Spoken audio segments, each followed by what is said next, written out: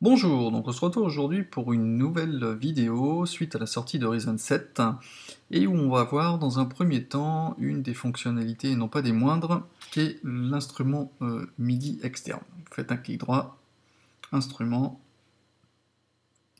MIDI externe.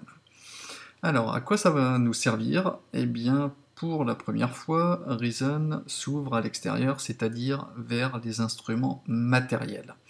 C'est-à-dire, si vous avez des claviers maîtres sans son, effectivement, il n'y aura pas forcément d'intérêt. Par contre, si vous avez des synthés avec des sons intégrés, ou des boîtes à rythme, ou autres, des expandeurs, si vous avez, enfin des claviers sans son, enfin, etc., tous des périphériques extérieurs qui génèrent du son. Et bien maintenant, vous pourrez les contrôler via Ryzen, grâce à ce fameux module External MIDI Instrument. Alors, je vais vous donner un exemple comme si j'avais un synthé externe que je n'ai pas. Dans un premier temps, comment configurer votre environnement de façon à pouvoir contrôler votre synthé externe avec Ryzen. Et dans un deuxième temps, comment utiliser un synthé virtuel, je vais prendre l'exemple de Massive, dans Ryzen. Comment le contrôler dans Ryzen et comment affecter des automations. Donc dans un premier temps, mettons que vous avez donc votre synthé. Je vais prendre un exemple simple, ce qui est dans 90% des cas la description que je vais vous en faire. Si vous avez votre ordinateur, vous avez votre carte son. Cette carte fait office aussi bien de carte son que de carte MIDI. Donc pour simplifier les choses, je vais prendre cet exemple-là. Alors pour que ça fonctionne, il faut bien évidemment que vous puissiez entendre la sortie son de votre synthé externe, matériel, et que vous puissiez justement gérer le flux de données MIDI. Alors comment on va configurer ça? Dans un premier temps, bon, on a notre module, notre périphérique MIDI. Il va bien falloir sélectionner le périphérique qui gère le MIDI, en l'occurrence c'est ma carte son qui fait aussi en USB, qui fait office de MIDI.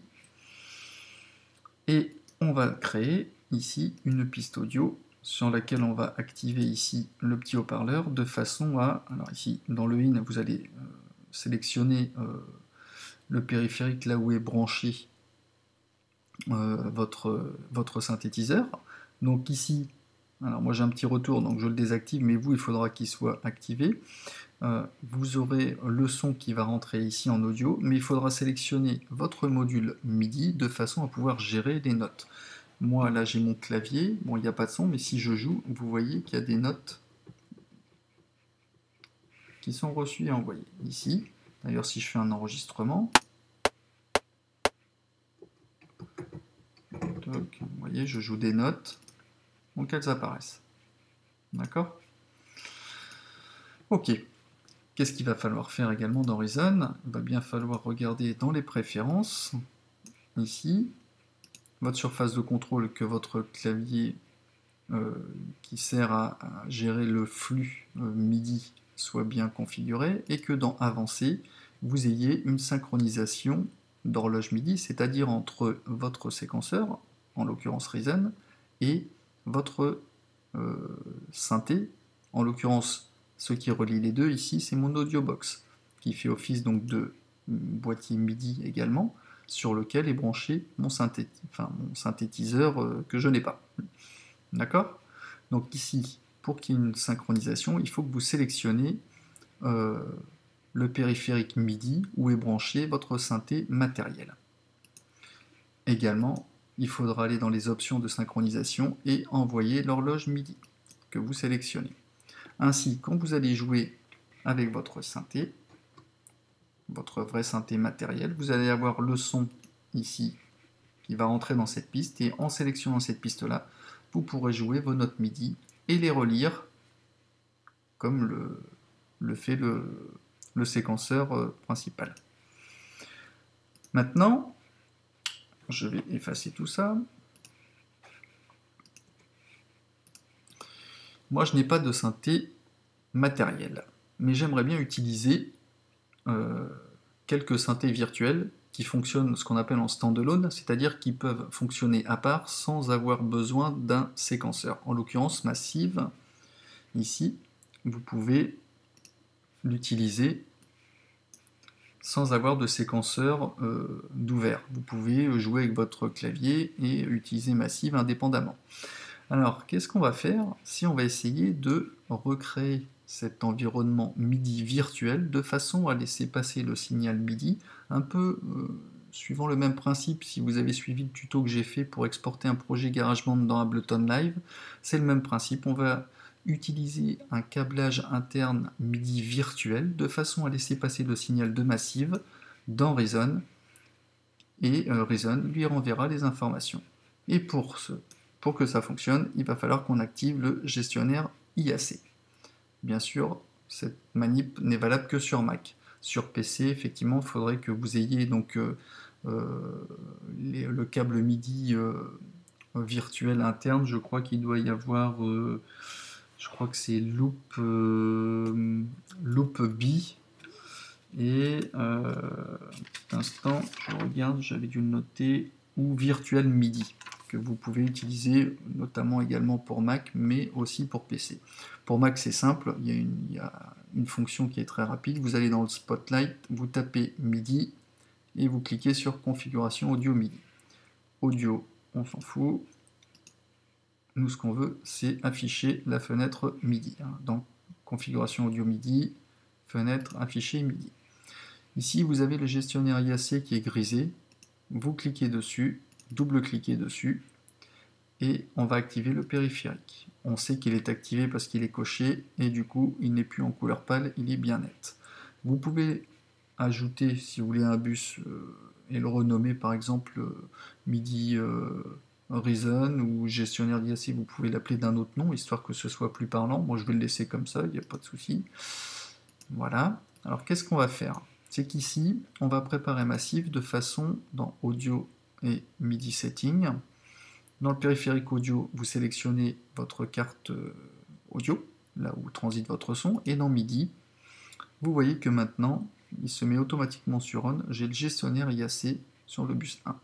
Donc s'il est sur Off, n'oubliez pas de le mettre sur On. Vous faites OK. Pour l'instant, je joue, il n'y a toujours rien qui passe, forcément, parce que je n'ai pas créé mon module. Ici, je vais créer mon instrument MIDI externe. Je vais sélectionner le gestionnaire IAC afin de recevoir le flux de données MIDI qui sera envoyé de Massive dans Reason. Et si je joue maintenant, ça fonctionne. Je n'ai pas forcément besoin d'envoyer l'horloge, la MIDI clock. Ça fonctionne quand même. Vous voyez qu'au niveau des notes, ça fonctionne. Je vais faire un... Alors je vais baisser un peu le son. Je vais enregistrer ma séquence, quelques notes pour voir.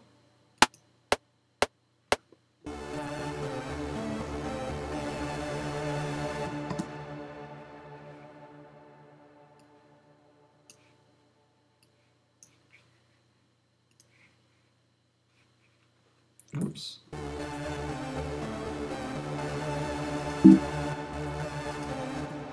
Voilà, donc vous voyez que mon flux MIDI rentre, j'ai bien sélectionné sur MIDI External Instrument mon gestionnaire IAC, qui laisse passer donc les notes et qui les renvoie à Massive. Je peux même également gérer ici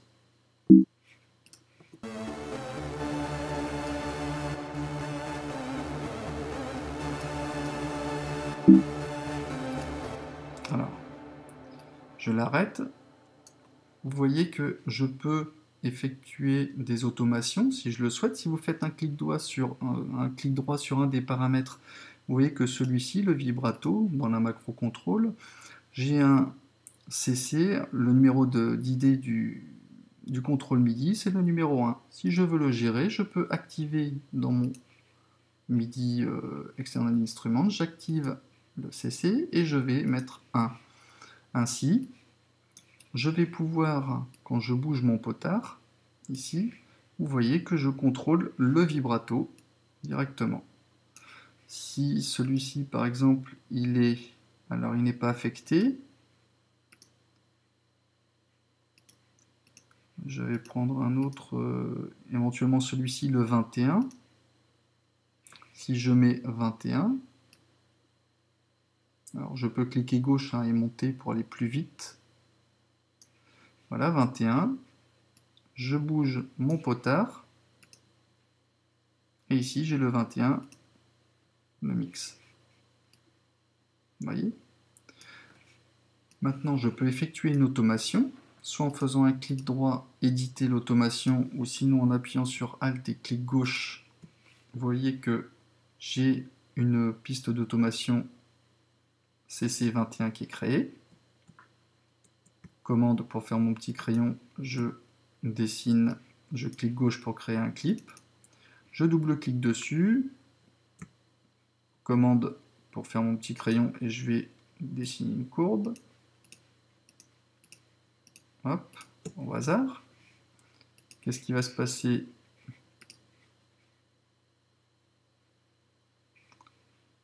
Une couleur un peu plus claire.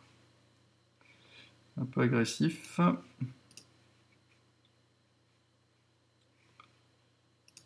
Voilà. Et là, vous verrez que quand je fais lecture,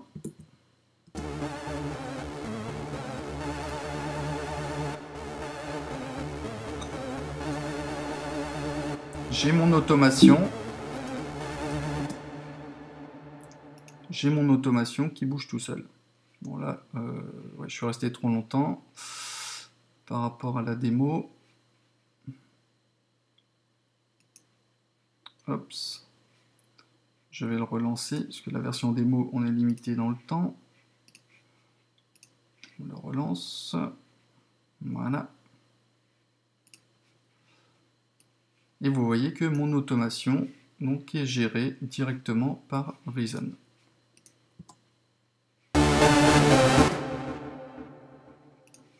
Du coup, je vais remettre mon son un peu plus bas.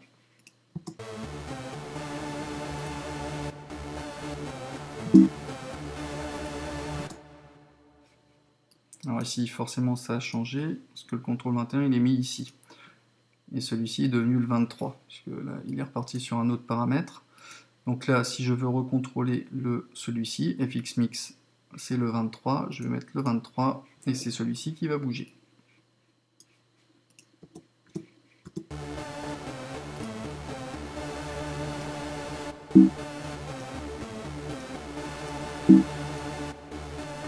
Ah bah non, oui, effectivement, parce que c'est le 21. Donc maintenant, il faudrait que j'en crée un deuxième.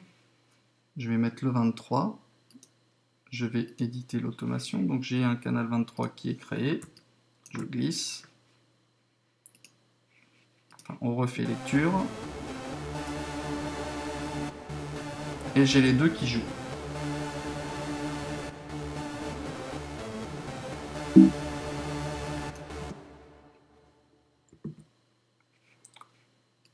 Voilà, donc ça c'est un exemple de comment gérer donc Massive aussi bien en données de notes MIDI que d'automation directement dans Reason. Je vais vous donner une autre gestion. Alors je vais tout supprimer. On va repartir à 0 avec un module externe. Toujours le gestionnaire IAC. J'ai toujours Massive. On va changer de son.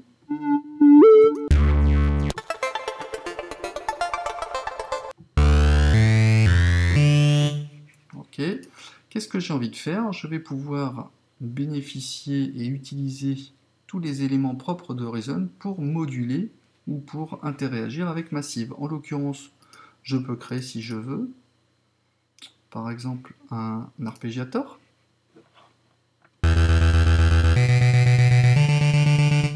J'utilise l'arpégiator de Reason. dans Massive. Je peux utiliser un matrix. On va créer des notes comme ça au hasard.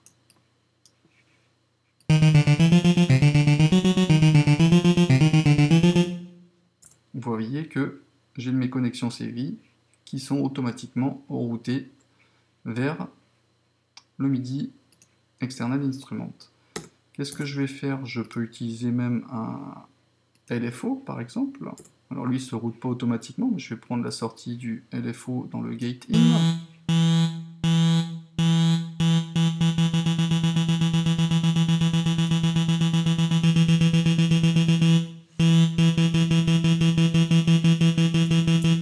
Etc., etc. Donc vous voyez que là, on a vraiment un gros avantage, c'est que les instruments virtuels en standalone, via le gestionnaire EAC, on peut faire entrer les flux MIDI, comme si c'était un instrument matériel, et en plus de pouvoir utiliser donc tout le potentiel et toute la modularité, si je puis dire, de Reason pour interagir dans vos instruments virtuels standalone. Voilà, bon bah j'espère que ce tuto vous a intéressé. N'hésitez pas à me laisser des commentaires et je vous dis à bientôt pour la suite des nouveautés sur Reason 7. Allez, ciao!